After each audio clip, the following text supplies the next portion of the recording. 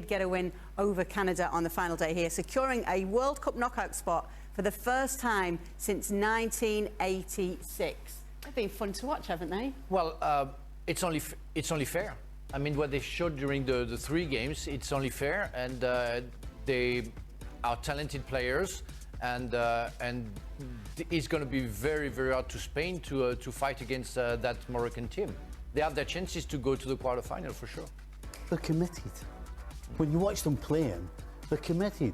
If you're a football fan, I don't care what team it is you're playing, I don't care the name of the jersey, I don't care what national team it is, what club team it is. When you go and watch a game of football, you want to see players that are committed, who give everything, and it gets you excited. That's what they do. That's what this team does. They make you want to watch them play. You've got some good players as well in there. We've seen Ziyech and Siri. It's a bit like Senegal now in a way that they've got England, and you know most people just think because of the injuries and to Mane and the suspension of Idrissa Gueye, and you know they think it's just going to be a walkover. But for Senegal, they're energetic. They've got a bit of belief about them now. They've got some pace and wide positions from Morocco. They've got some good organisation, some big strong guys, and a little bit of flair in the attacking areas. Yeah, it's going to be tough. There's going to be a lot of sort of chasing the ball around against Spain. We've talked about their stats over the games in terms of their passing. But hey, knockout stage, be hard to beat. Spain have an off day. Who knows? Better to be there than not. Yeah, that is the case. We are definitely seeing some of the nice stories shaping up, and the group stages aren't quite over yet. Let's just take a look at the top half of the bracket. That's where Croatia will find themselves. Obviously, Croatia were the beaten finalists in 2018. By the way, Ivan Rakitic thanked Lukaku on Instagram afterwards. A little bit heartless. He what? He thanked him afterwards. Oh, thanked Lukaku afterwards on Instagram. Anyway, it don't get much lower than that. I'll tell you what, I'd get on a flight to Spain and he'd be getting a punch in the nose. It don't get much lower than that. Let's talk a little bit about the top half of the bracket then. Netherlands, USA, Saturday. The two teams facing off in the last 16. Let's get the latest from the US quarter-final with Brazil. Now, it will be Morocco in the last 16, potentially Portugal in the quarterfinals, France in the semi-finals. It could be, just looking at how things could shape up for them. So how do you see things going forward now for your Spain, Luis? Well, it's not what I see ahead, it's what we've seen today. And yes, of course, I keep my concerns about managing the mistakes at the back, trying to understand that we are going to face against a very tough Moroccan team. But I'm still confident that they got enough quality. I think that we got young players with a lot of talent, with a lot of desire, committed what Luis Enrique is trying to do with this team. But again, it's not going to be easy. Morocco is very disciplined, and that's something that we struggle to beat. So, yeah, can't look at it going this way. But what do you think, then, when a draw does favour you? Maybe, if you look at it that way, where you think, OK... Upset Moroccans again, I see. I'm not meaning to upset the Moroccans, but if they are... It's fair enough if there's an underdog, right, which Morocco would be to Spain, fair and square, right? You'd be classed as an underdog against Spain. Perfect. You're the coach. Why? Perfect. So what you've got to do as a coach is make sure that you've got your players on the toes. Everybody seeing the draw will go, do you know what? They know they're favourites to beat Morocco. So as a coach, it's about making sure that confidence you're going to beat the team because you're better than them doesn't turn into complacency. So that's what Luis Enrique has to do. Make sure that the confidence, knowing you can beat this team, doesn't go overboard and you become complacent. Because that will be their biggest problem. Are you even thinking about the fact that you might avoid Brazil now? Well, that you will avoid Brazil now, at least until the later stages. Well, if it's to fail against Morocco, what's the point, you know? Remember that I ever thought that Spain wasn't the favourites. I think in my prediction, we are completely wrong. I put Spain not even going out of the group stages. It's okay, you had Canada and Denmark going along. That's why my voice doesn't talk, you know. But the thing is I think that we were, you know, maybe, how do you say that? We thought that they will be fantastic because of the first game that we saw them playing. And after, we came back to reality. I think that even if they are fantastic talent, for me, they are in a move to another generation and they're not yet ready to be one of the contenders. It's what I think. Maybe I don't know enough about Spain, But I never thought that lately I saw what I saw in 2010, for example, with all that generation. We are talking about Pedri and Gavi being maybe the young Iniesta or Xavi of that national team. I'm sorry, they're not there yet. Of course, they're fantastic players. Of course that they're going to be there maybe, but we're not yet there. So to expect to be the World Cup champion, I think it's too soon for me.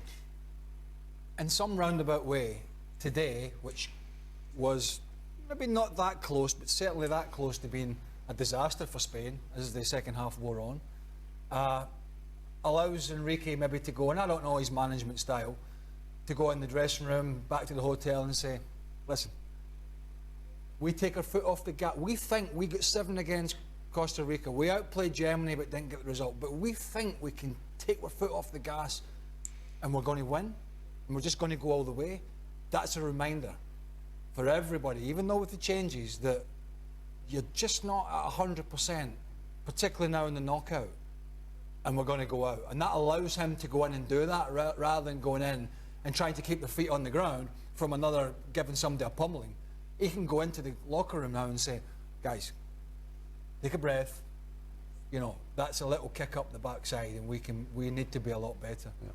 And just a brief one, Dale Johnson, our colleague, has been at it again and has a definitive, I believe, angle. We go back. So we start the show again. No, I know, but it seems the producer just texted me. It seems Dale Johnson, who's been lying on the goal line all afternoon with the microscope. Yeah. This one, there's been a definitive angle that has come in to show the ball was in, and apparently it was shown. Wait for this. This is the caveat. It was shown on the big screen at the ground, but it wasn't shown in the broadcast. So that's a shame. But one of the big criticisms has been that we were all seeing one photo for like an hour, and FIFA weren't coming out to say anything. Otherwise, we weren't hearing why that did stand. So that's why there was all this Johnson's just got his bed tonight staring at a line. There's a ball in it somewhere. All right, the final word then. Luis Garcia, how far are Spain going, and does it change now that they're in this side of the bracket? It changed, of course, but at the end, if you want to go far away on this competition, it doesn't matter who are you going to face. Now is Morocco. I think that we got enough quality to beat them. I think it's a fantastic wake-up call, the game of today, seeing that it's not going to be every day the game against Costa Rica, and Luis Enrique needs to continue focusing on what is the next step, what are the changes that he has to do, and if all the changes that they have done today have worked the way that he expected. So I expect Spain to win Morocco, but it's not going to be easy once again. All right. Well, we will... Hold on. Dale Johnson again. What? No, I'm not. No, he's staring at the line on the ceiling, remember. Dale, Thank you so much to Luis Garcia and Archie Rinto for joining us tonight on ESPN FC. It's always great to get the insight of the guys. Make sure you check us out on Extra Time over on our YouTube page. Keep up to date with the guys answering your questions and find out if it is acceptable to wear white after Labor Day. Oh, yeah.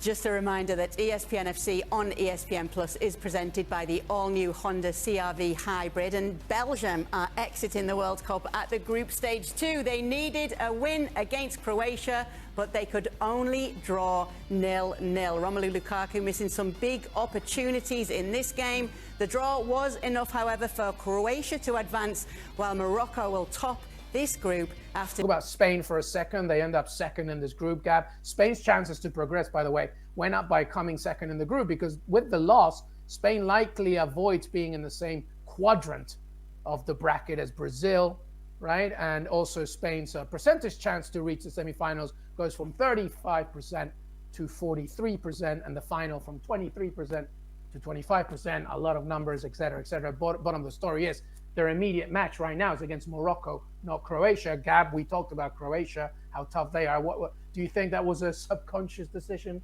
by Luis Enrique? A good that meme, right? With that one, is that a good one, Gab? What do you think? I don't. Even though I was texting with my best friend who's Spanish, and I was saying, like, you know, we were saying he should do that. Like, My friend doesn't like Luis Enrique for many different reasons. But he was saying, like, it's the obvious thing to do. This is your chance to knock out Germany, right? Once Germany had gone 3-2 up, just stop playing. Costa Rica are not going to come back. So just stop playing, don't score. But of course, that's not football. That would have been akin to, that weird 1982 game involving Germany, or West Germany as it was then, in Austria. That would not have been sporting. So they went for it. But you're right. It is in Spain's interest, because not only did you knock out a potential winner in Germany, even though not a favorite, but yeah, you're out of Brazil's bracket. And, sometimes finishing second can help a lot.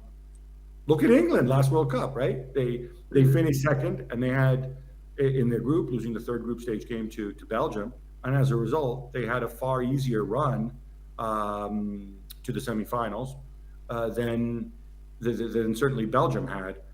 That said, Morocco, no pushover at all. And I'm not sure that Morocco is necessarily a softer touch for Spain than Croatia would have been. In fact, I think if I'm Spain, I would have rather played Croatia than Morocco. I'm in total agreement with you there, Gavin. And listen, coming into this tournament, and here's a little bit another of my own confessions. I always feel that certainly in region, one team does exceptionally well in one team from that region. In 2002, South Korea got all the way to the semifinals. I know as co-hosts. In 2010, Ghana in South Africa, they were a missed penalty away, which we were discussing earlier, away from getting to the semifinals themselves. And then with this one, I was in a couple of minds as to who would be the team to represent. I'm going to roughly say the Middle East, and I know Morocco and North Africa, but in a general catchment area. And I kind of felt it was between Morocco and Iran, and in my pre-tournament, I'm not sure how to describe it, but I went with Iran. Shaka, should have gone the other way. I'm backing Morocco to be that shining example. So I say all that just to make the point that while the numbers may have changed, I don't think that this is a Morocco team that you take for granted any time at all. Look at the quality that they have to call on, just in terms of pure talent. Look at what they represent, and nothing says that this is any easier for Spain.